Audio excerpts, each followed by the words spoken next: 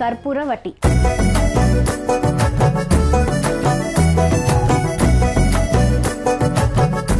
మరి దానికి కావాల్సిన పదార్థాలు ఏంటో చూసేద్దాం. కర్పూర వటి తయారు చేసుకోవడానికి కావాల్సిన పదార్థాలు: పచ్చ కర్పూరం, జీలకర్ర, యాలకుల పొడి, సైంధవ లవణం, తేనె. కావాల్సిన పదార్థాలు తెలుసుకున్నాం కదా, ఎలా తయారు చేయాలేంటో జాగ్రత్తగా చూసేయండి. సో ఇప్పుడు మనం ఇవన్నీ కూడా ఈక్వల్ క్వాంటిటీస్లో తీసుకున్నాము. సో కానీ మనం ఏం చేస్తామంటే ఇవన్నీ కూడా మనం కల్వంలో వేసుకొని మంచిగా దంచేసుకుంటాం, పౌడర్ లాగా చేసేసుకున్నాం. ఓకే, ఫస్ట్ మనం పచ్చకర్పూరం తీసుకుంటాం. ఈక్వల్గా తీసుకున్నాం అలా. పచ్చకర్పూరం తీసుకున్నాం, దీనిని మనం కల్వంలో వేసేస్తాం. ఓకే, అలానే జీలకర్ర అన్నీ కూడా ఈక్వల్ క్వాంటిటీస్లో తీసుకున్నాము. సైంధవ లవణం మాత్రం కొంచెమే తీసుకోవాలి, ఒక ½ టీ స్పూన్ అట్లా తీసుకుందాం. ఓకే, ఇలాచీ పౌడర్ కూడా మొత్తం వేసేసుకోవచ్చు.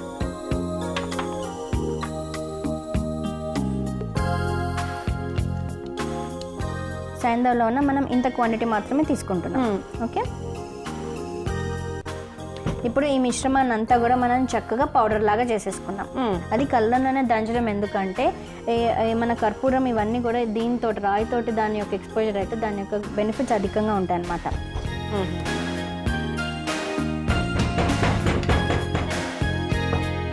ఓకే, ఇప్పుడు ఈ మిశ్రమాన్ని అంతా కూడా మనం ఒక చిన్న బౌల్లోకి తీసేసుకుందాం.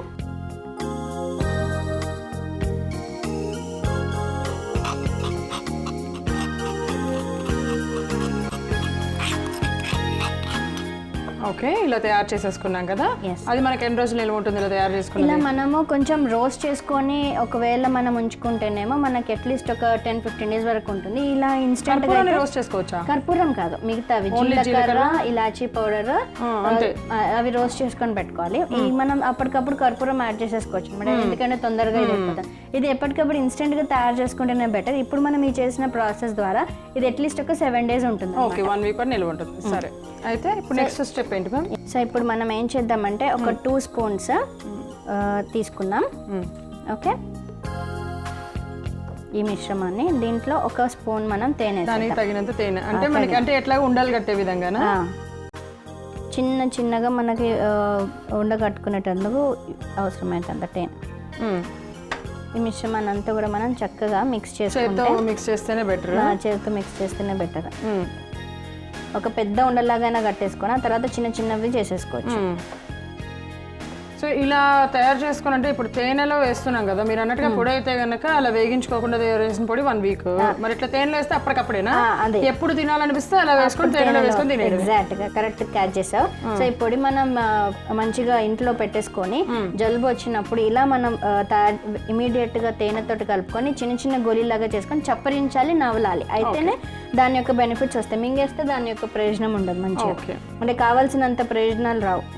సరే, అయితే ఇప్పుడు ఎలాగా, ఏ సైజు ఉండాలి, ఎంత, ఎన్ని గ్రామ్స్? ఇవి మనకి మిరియాల సైజ్ అంతా రావాలి. ఓహోహో, ఓకే. సో చూసారు కదా, పర్ఫెక్ట్గా మనకి అలా వచ్చిందనమాట, కరెక్ట్గా. ఇట్లా చక్కగా ఒక పెద్ద సైజ్ బాల్ లాగా చేసుకొని దాన్ని చిన్న చిన్నగా పెట్టుకోవచ్చు. మళ్ళీ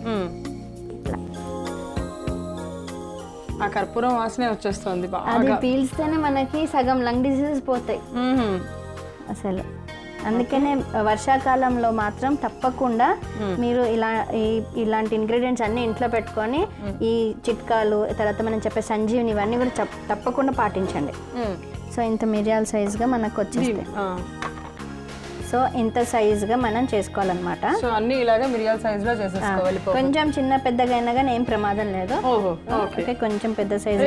ఏ టైంలో తీసుకోవాలి? ఇది మనం ముఖ్యంగా ఎంటీ స్టమక్ లో దీన్ని చప్పరించాలి, మెయిన్ గా చప్పరించాలి, నవలాలి. ఆ తర్వాత కొంచెం గోరువెచ్చని నీళ్ళు తీసుకోవాలి. ఎన్ని రోజులు? అట్లీస్ట్ మనకి ఇన్సిడెన్స్ ఉన్నంత వరకు మాక్సిమం 10 డేస్ వరకు అయితే ఖచ్చితంగా తీసుకోవాలి.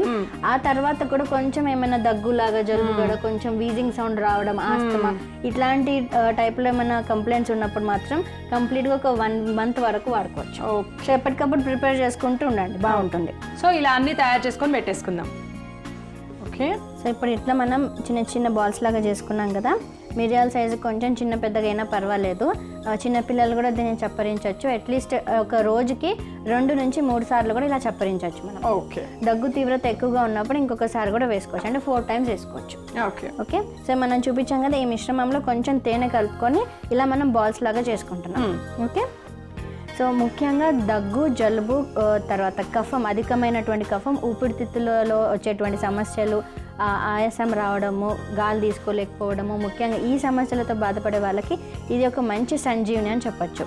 సో ఖచ్చితంగా ఈ చిన్నపిల్లలు, పెద్దవాళ్ళు ఎవరైనా కూడా ఇది వాడచ్చు. మీరు వేసుకునే మెడిసిన్స్తో పాటుగా ఇది మీరు తీసుకోండి, మీకు ఎక్కువగా ఆరోగ్య ప్రయోజనాలు కనిపిస్తాయి. చూసారు కదా కర్పూర వటి ఎలా తయారు చేసుకున్నామో ఏంటో, దీనివల్ల ఎలాంటి ఉపయోగాలు ఉన్నాయో తెలుసుకున్నారు. కాబట్టి అవసరమైన వాళ్ళు ఇలా తయారు చేసుకొని తీసుకోండి. మరి దీనికి కావాల్సిన పదార్థాలు తయారు చేసే విధానం మరొకసారి మీకోసం. కర్పూర వటి తయారు చేసుకోవడానికి కావాల్సిన పదార్థాలు: పచ్చ కర్పూరం, జీలకర్ర, యాలకుల పొడి, సైంధవ లవణం, తేనె. కర్పూర వటి తయారు చేసుకునే విధానం: ముందుగా కల్వం తీసుకొని అందులో 1 చెంచా పచ్చకర్పూరం, 1 చెంచా జీలకర్ర, 1/2 చెంచా యాలకుల పొడి, కొద్దిగా సైంధవ లవణం వేసి బాగా దంచుకోవాలి. దంచుకున్న మిశ్రమాన్ని ఒక బౌల్లోకి తీసుకోవాలి. తర్వాత ఒక ప్లేట్ తీసుకొని అందులో 2 చెంచాలు దంచుకున్న కర్పూర మిశ్రమము, 1 చెంచా తేనె వేసి కలుపుకొని చిన్న ఉండల్లాగా చుట్టుకుంటే సీజన్గా వచ్చే జలుబు, దగ్గు లాంటి సమస్యలను తగ్గించే కర్పూర వటి రెడీ.